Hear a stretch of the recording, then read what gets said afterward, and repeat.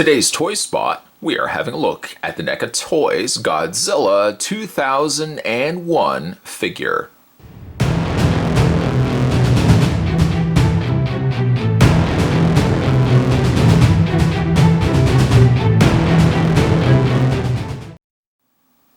He's recommended for ages 14 and up, as he does have a choking hazard, not recommended for children under 3 years of age.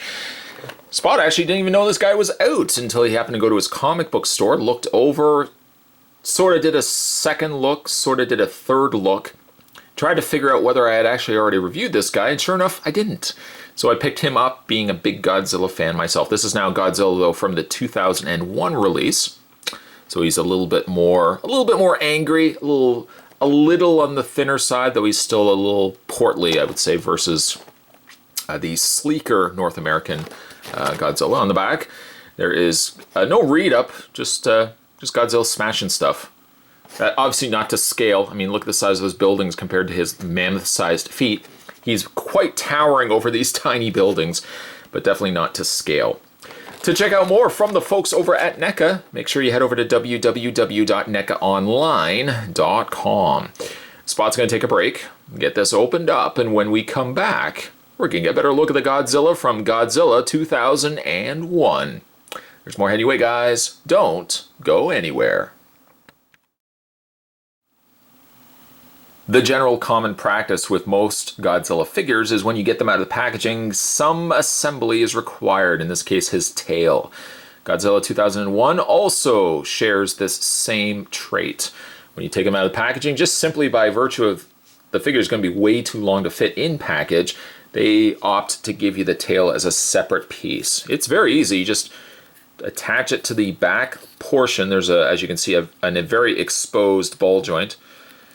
It's, I want to say it's easy, but actually, you know what? It's not the easiest, because the tail is rubber, the ball joint is a hard plastic, but sure enough, one will succeed if one continues to push forward, and we have succeeded.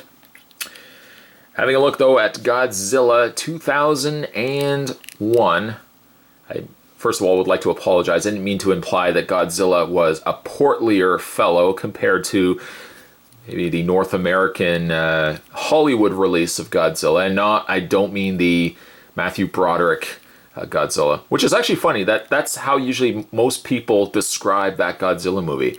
They always say, oh, that Hollywood movie? Oh, you mean the Matthew Broderick one? No, not the Matthew Broderick one, the better one of the two.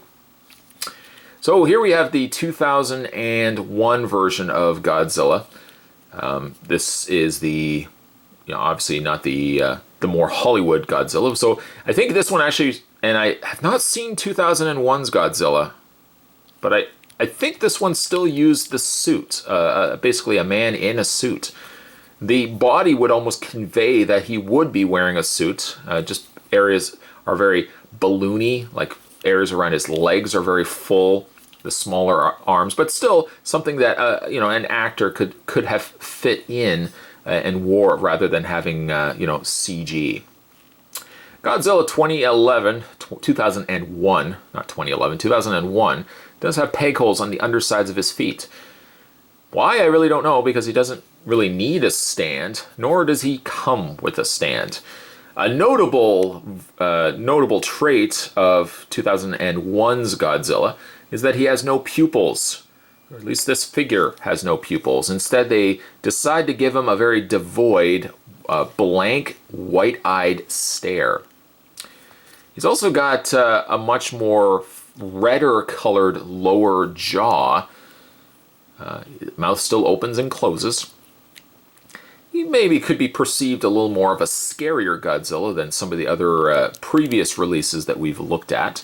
But I think consistently, NECA still delivers strong Godzilla figures. They've been doing it for a while now, and this Godzilla is quite good. He has all the articulation that you would expect a NECA Godzilla to have, but we'll get into that in a second. Just all the little small details on this guy. Of course, he's got the big Godzilla scales running down the top, or I guess the back crest of him. I like how they are painted in a almost frosted white look with a darker gray as you get more to the rooted area of where the spikes would be coming out of his back area there. The coloring on him is primarily I want to say, kind of a purpley gray. Now, before you say purpley gray, Spot, what are you talking about? There's a little bit of a trace of purple to that gray, but then they've also washed it with a dark olive green. The two colors come together quite nice where you really don't see too much of a transition between one color and the other. It's kind of just a consistent. It's not until you really start looking at smaller individual scales that you start seeing the little green hues, so to speak, in the gray. He's got sharp claws. Hopefully, you would hope so, that if he's going to be protecting and in the process of destroying all these buildings, you'd hope he'd have large claws. And he's got very large slipper-like feet. Very interesting, but still a very classic design of Godzilla. They've just slightly tweaked it. Slightly tweaked it. It's not like the new Godzilla, which I really don't like. I don't like that red. Looks like there's stuff like just bleeding through his scales. I have not seen it yet, and I don't really have. Maybe if I just stumble across it on TV, I might give it a watch, but I don't like that new design of him. When it comes to Godzilla's articulation, we can run down it together. There's a lot, so I don't know if you would necessarily need a checklist, but let's go through the posable areas of Godzilla together. His head is on a ball joint, so the head can rotate all the way around. Why you would want to do that? You probably don't have a reasoning for it, but you can do that if you so wish. The head also angles up and down. We've already had a look at the fact that his mouth does open. The I guess not really mid-neck, but like where the neck attaches to the torso, that is also on its own individual ball joint. Then the main ball joint is the torso area. I feel, you can get it all the way around. Again, why would you want to? But you can do that. There's a slight pivot up and down as well. The arms are individually hinged. Looks like there's a pin hinge joint or maybe a ball hinge joint. There's a bend at the elbow. You can also rotate the forearms all the way around. You can also rotate the hands. And he does have individually hinged, or at least in this case, the 3 fingers are also hinged, where it's a little on the tight side, but you can have him closing his fist, or closing those 3 fingers. Then you get to the legs. Legs rotate all the way around. Just got to be very careful. Yeah, maybe I'll stop right there. They hinge out.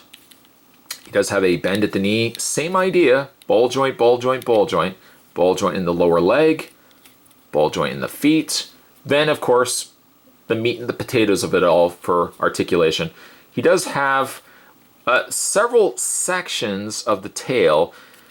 I feel like these ones should rotate, but for the life of me, I can't rotate them. But then he's got a ball joint here. He's got a ball joint in the 3/4 of the way through tail. And as the one that we added ourselves, you and me and everybody here, we all did this together. The last little tail component is also ball jointed. They have the little slots on the underside of the tail indicating that perhaps it would be a wire frame, but it's the stiffest wire frame I've seen on a figure. So mileage may vary from figure to figure. I don't feel like there's a lot of wiggle room when it comes to being able to bend this wire frame, so I'm just gonna leave it. Yes, indeed, all in all, a pretty good looking Godzilla. Still has that Godzilla look to him, that full-figured Godzilla, which I still really like. They made him a little more on the scarier side by removing his pupils, making his eyes more white, and giving him this kind of gross, I don't want to say blood, but all this pinkish color on the underside of his chin. All around, though, a great-looking Godzilla. Spot's going to totally add this to his collection and have these guys on display. Today's Toy Spot, we were having a look at I don't think it's relatively new, but we were having a look at the NECA Toys Godzilla from Godzilla era 2001.